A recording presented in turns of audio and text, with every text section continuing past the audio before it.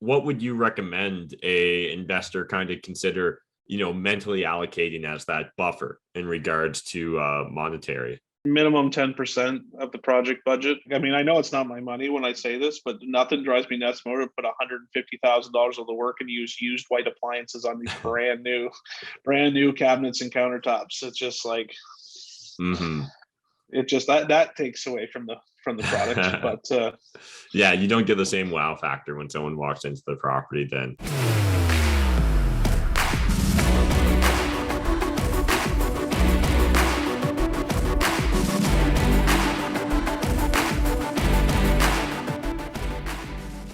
What is up, YouTube? Matt McKeever here, and we're back with John from Blackjack Contracting. Hey, John, how's it going? Great, man. Thanks for having me back again. Nice. And I'm looking forward to chatting with you today about managing expectations. So I think this is a really important topic. A lot of real estate investors, especially if they're newer, I think that it's hard for them to know what to expect. And oftentimes, I think, some people are just so, well, maybe you can just take it away. What do you think when it comes to managing expectations? How can an investor get off on the right footing with their contractor? Sure. I think one of the bigger problems, including ourselves, we need to constantly work on this is educating on the process of a renovation, what can go wrong, what happens when.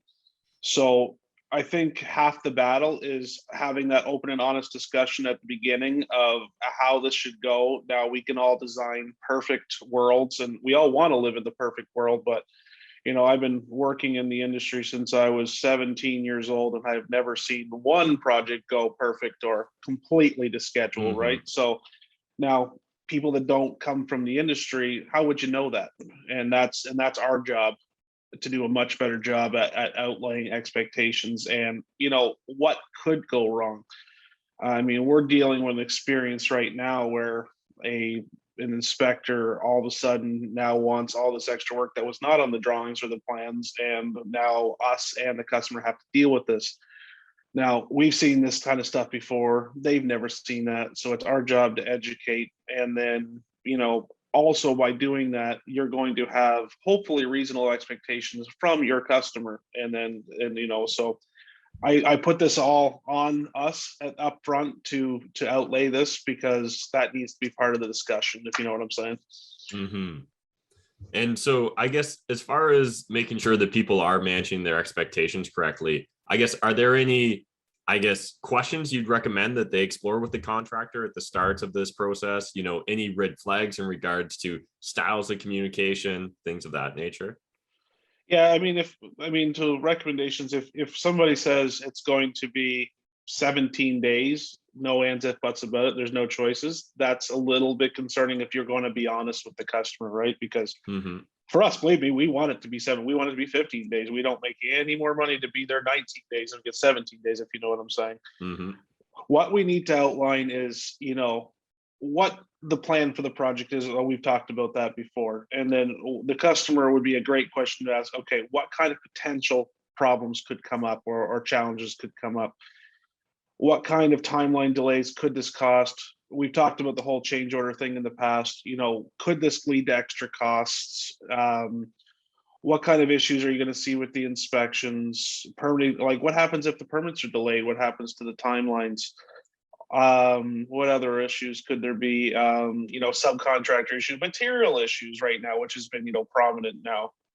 So that's questions you're going to want to ask up front, what it could cause, because we don't want to, especially with the BRRRR strategy, and with everybody using private money to fund the projects during the renovation stage, it's expensive, and we know that. So being set as a contractor, you want to set expectations. Like I had a situation yesterday, the customer's like, I really need this to be done in 6 weeks, and I'm going to be I can just say yes, it's going to be done in 6 weeks, knowing that there's a good chance it's not.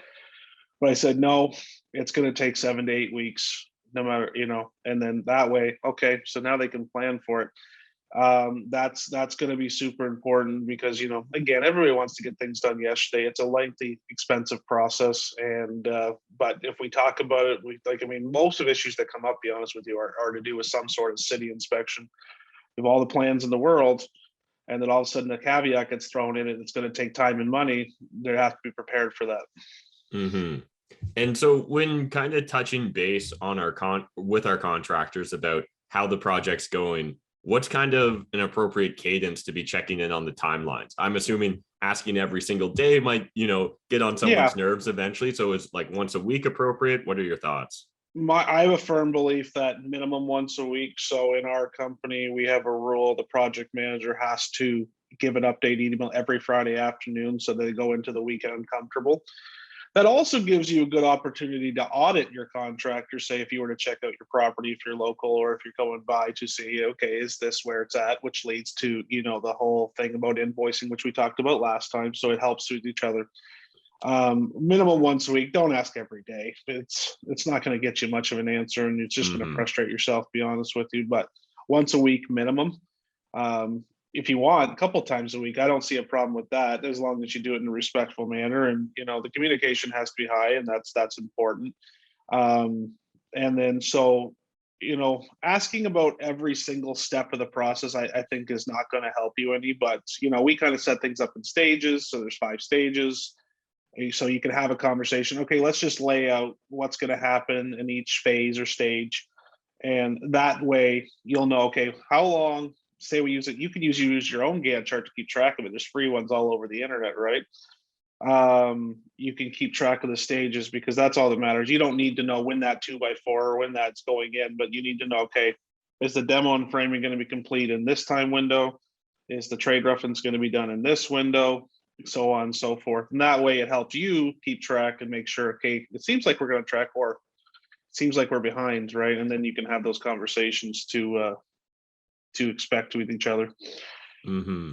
And so I guess just chatting through when delays maybe do come up, if it's not an external delay, so like I'll kind of classify an external delay as like, the city inspectors, maybe materials or things of that nature, but more of an internal delay with the contractor where maybe, I don't know, someone called in sick, the crew got COVID, who knows, whatever it happens to be. How should an investor approach that if all of a sudden they start to see their timelines ballooning? So it's something, again, open and honest conversations, because if as a contractor, if we're just hiding the delays because we don't want to deal with it, that's why you need to check on it. But now, if I were to, if the contractor openly comes to you and say, my crew got COVID this week, for example, we're going to be a week behind, at least you can expect, you're not going to be happy about it, obviously, Mm-hmm. but you're going to at least know what's going on and expecting. If you do not have a good level of communication with your contractor, you're just going to have to approach it in a little bit nag, because you need to, obviously, timelines. You don't want to, obviously, no one wants to nag each other, but it's your property. During this project, you're paying for it. You're the boss, right? So the answer should be given to you. Um, you know, it's lessons learned over the years about communication. We used to want to compartmentalize the issues and say, okay, we're going to get this fixed somehow, not being honest with each other, ourselves, be right, and also they will make up time, which is not going to happen, right? A week is a week. You can't make it up.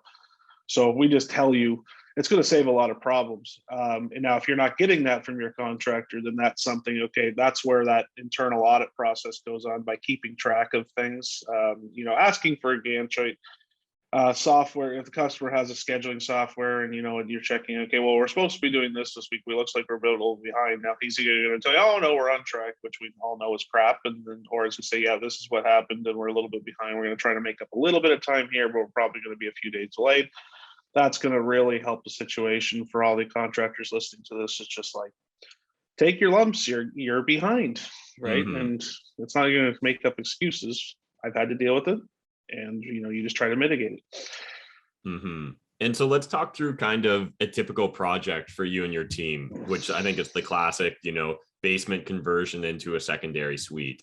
What's a typical timeline look like on that? And then as an investor, should we be building in a bit of a buffer? Because again, I imagine a lot of the investors that take on that strategy, they are either looking to flip it or quite often burr it, right? So if the Yeah. contractor tells me X number of weeks or months, first of all, what does that often look like with you guys? And then secondly, should I be building in a little extra buffer if I'm planning my hard money loans and things of that nature? Yeah, 100%. So it's one of the toughest things about the job is timelines right now, and I've recognized that it's the most important thing in an investor's eyes, which has become very clear. We don't always make it. We try, but some things happen. But to mitigate that, for example, on our part, we introduced last month a thing called a timeline guarantee. So, like, we're going to set a timeline with you, and if we don't make it, we're going to cover the lost rent during the time of the overruns up to whatever it takes. So that we did that. I mean, it's for the customer, but to be honest with you, it's for us. We got a deadline. It's going to cost us money. We got to move here, right? We got to come solutions. Now, let's go for a duplex conversion on an average thing, which is about 60-70% of the work we do. I have this whole thing designed. I've spent my whole life, or my whole contracting life, designing a duplex conversion, constantly working on it, and I believe it should get done in 12 weeks. I've laid it out. I've done every stage. So, if we're not doing any work upstairs, we're telling the customer 12 weeks, and now we're guaranteeing it.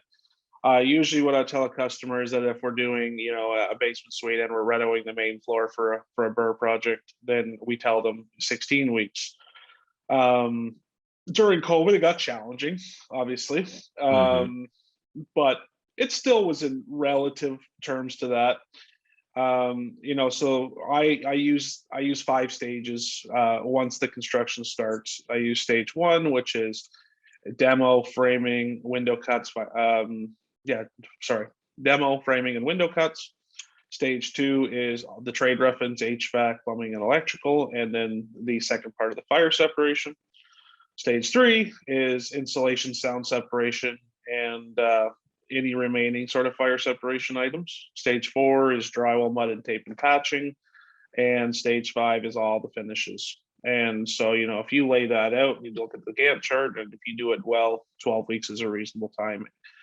To answer your question about buffers, 100%, you have to leave a buffer. Now, I'm not saying leave a 2-month buffer, but give yourself a couple of weeks for sure.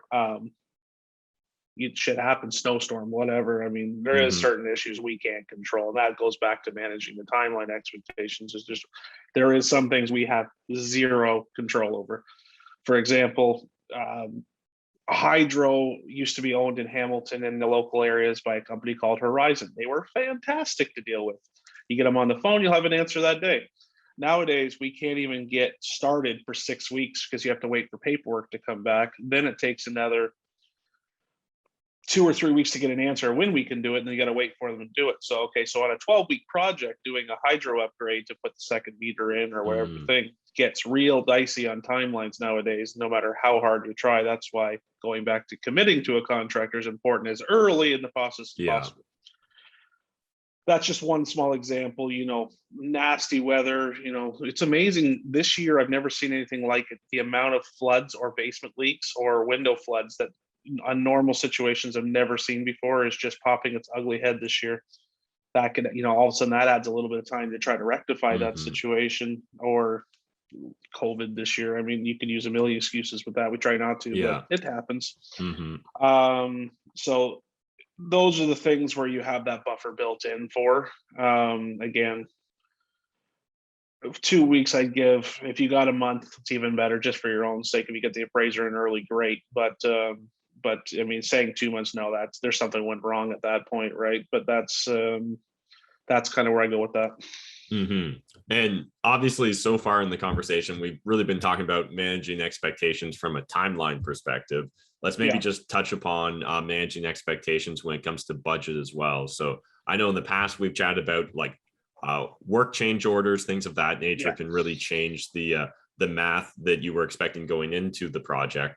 What are some of the maybe common we just discovered this, it's not the contractor's fault, but we started opening up the walls or whatever, and what are maybe some of the impacts on someone's budget in that regards? Sure. Coming from a general contractor's perspective, the hardest thing most general contractors are going to struggle with are getting the numbers right on like plumbing, HVAC, and electrical, because they don't come from it, right? It is a little bit of a guessing game. You try to get good advice.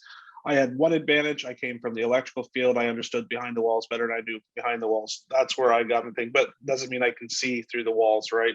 Wiring issues I can usually pick up. So sometimes, say you have a bungalow, a 1940s bungalow, okay, the wiring's going to be, you can't see it from the basement's finished, but the wiring is going to be shot behind it. When we're talking about a main floor rewire now, I can predict that, but I'm not expecting most people to do that. So that, that could all of a sudden add $5,000 to $10,000 to your budget. You find out, I've had this happen to customers, you have a furnace, it looks in good shape, it's working, and all of a sudden halfway through the project the furnace quits. Okay, so now we're talking $3,000 to $5,000. ACs happen a lot. One thing a lot of customers forget to budget for are appliances. So we try to talk about it during a process. I'll be honest with you, the last 2 years appliances have been a gong show. So unless clients request it from me, I got to be honest, I'm not offering them. We will do it. We'll always set them up for them, no problem. But having to order appliances has not been fun this year.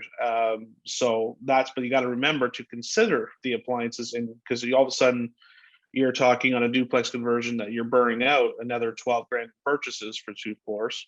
Permits and drawings, which we'll talk about shortly. We're going to do that for our next video, so I'm not going to say too much about it now. That's something that costs money. If you want to put in, you want to open a wall and put a beam in, okay, don't forget that on top of your regular fees, we have engineers to consider, which is another stamp, which leads to a whole other issue with the city. There is times where you open up a wall or you're doing something and you find a giant crack in the foundation. There's no one that could have saw it. It's not the contractor's fault. And now you have to mitigate that. Hopefully it's just an injection or something like that. But I've seen pretty bad foundation problems. Waterproofing. So if you wouldn't go buy a house and it's a finished basement already, you can't see it. You can try to guess on it, but all of a sudden you have to spend $10,000 to do interior waterproofing. It doesn't happen too often, but I've seen it happen.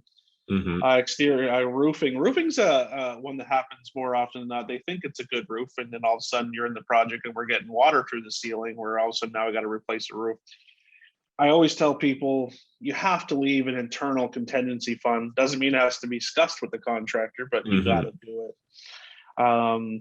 I've seen some contractors put contingencies in their budget. I don't believe in that matter, but I'm not saying anything wrong with it. It's just I think that leaves it open to use it. Right. The whole change order thing we talked about in the previous video, I try to do my very best not to have them. I think they're awkward. I don't like them. That's why it's very important to vet the contractor during the initial stage about what would happen in the case of these things, and make sure that the apples and apple scope to work is extremely clear. And is this giving me a finished product? Is a great question to ask, right? So if they start humming and hawing about that one, get a little concerned. So it's just showing you examples of what can happen during a project. And again, it's no one's fault. You're going to want someone to blame, of course. The home inspector is going to take the blame on that one if you got one. Most of the time lately, we haven't had home inspectors. I'm sure it hasn't been a great agency in this market. But in the end, there is certain shit that can't happen. Yeah, really appreciate you sharing that. And hitting upon things like appliances, I think are important, because that can be really easy to overlook.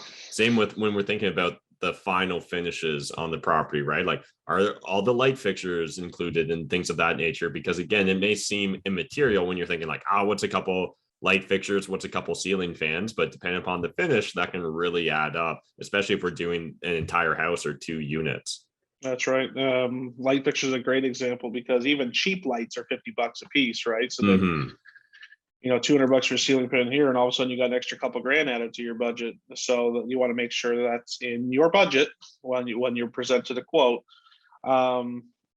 I know just a quick touch point on the whole thing is just like, okay, on my scope works, I try to make sure it's very like bolded out or put multiple places if something is not included in the price. Like like a driveway expansion. We're doing a little bit of that stuff, but it's not something I could just pop off my head. So I make it very clear. Currently, this is not in. So hopefully we want to make sure we budget for that. You're going to have to do something like that. Or what's another good one? Back to the appliances example, when I don't include appliances in the initial scope, it's written in multiple spots to say, okay, you have to buy appliances. Yeah, we will put them in, but you have to assume things that aren't included, just make sure they're written clear on your estimates and what is included, like is all labor, materials, subcontractors. Sometimes, for example, customers want to buy their own materials. Well, I get it. They're trying to save a bucket. It doesn't save the money. I'll promise you that. But make sure that it's very clearly listed what the contractor is supplying and what the customer is supplying. And one thing that I've learned in some great contractor books and sales books is like, okay, if the customer is supplying material, what happens if that material is defective? Who's responsible for taking it back? Who's responsible for replacing it? Is there going to be extra costs involved? It's all the little things like that that don't get discussed at the beginning. So back to the whole expectation subject. Yeah, really appreciate you sharing that. And so just talking from a budget perspective, again, what would you recommend a investor kind of consider, mentally allocating as that buffer in regards to monetary? Minimum 10% of the project budget. I mean, ideally more, but of course, I'm not saying you're going to use it. I've very few times seen the contingency dubbed into, except for those little things, but minimum 10%. So if your project's $100,000, make sure you have a minimum of $10,000 buffer type thing, right? For the things that come up. Again, there's a good chance you're not going to use it if you're working with the right person, but it's just like when it does need to be had, at least you're not scrambling. You had this planned. Yeah, and because people often make really bad decisions when they're being reactive rather than when they've kind of pre-planned it, right? That's when someone that's doing a high-end renovation decides, okay, we'll put in the cheapest light fixtures because I forgot to budget for light fixtures. And it's like, oh, that's probably going to end up biting you in the ass long term if it's outside of kind of the general feel or the general finish of the property pre-existing. And same with like appliances and things of that nature. I've seen a lot of investors kind of shoot themselves in the foot just because they weren't prepared going into that project. So I mean, I know it's not my money when I say this, but nothing drives me nuts more to put $150,000 of the work and use used white appliances on these brand new cabinets and countertops. It's just like, it just that takes away from the product. But yeah, you don't get the same wow factor when someone walks into the property then. Yeah, no, and then usually they're going to go bad in the first 6 months and all that stuff. So yeah, that it's just this whole subject is really we've talked about it many of times, but at the beginning part of the due diligence phase of working with a contractor, there's so much you need to cover just to make sure you're working with the right person of what happens when, right? So it's great. There should be at least an hour or two discussion before a contractor is signed, just to make sure that you're on the same page, because nothing makes a great project. Like I've had some amazing projects where you're on the same page with the customer. They trust you, you trust them. We don't chase them for money. They don't wait for us. The project ends up finishing. They go through a refi. You hear from them 3 months. I got an amazing refi. Thank you so much. And then you know that you're going to work with them again one day, and it makes a great feeling. But too often, and we've had it too, where we just didn't say the right thing in the beginning, that they have this expectation of you that almost becomes too impossible to meet. And it's a really bad feeling, and it really leads to a sour taste at the end of a great project. And that's why it's just something that, I've reflected on over the last while. And it's just like something we're always constantly trying to improve, but there's some that aren't going to care. They just want their money and get out. And that's what you want to try to avoid. Yeah, absolutely. As always, really appreciate you just sharing your expertise and experience with the audience, John. Reminder for everyone watching this at home, you guys can always reach out, get in contact with John. We've got links in the video description down below to all of his contact information. Again, we've mentioned it before, but it's so important that you've got the right people on your power team. And so if you don't have a contractor that you feel that you can actually have these open, honest discussions and dialogues with, odds are you're going to end up paying more in the end, because you're either going to end up with missed expectations, overages in regards to budgets, or overages in regards to your timeline. So again, it's just so important that you feel comfortable working with the people on these big projects, because this is a big investment and you need to take it seriously. And really appreciate you just sharing all your insights, John. Anytime.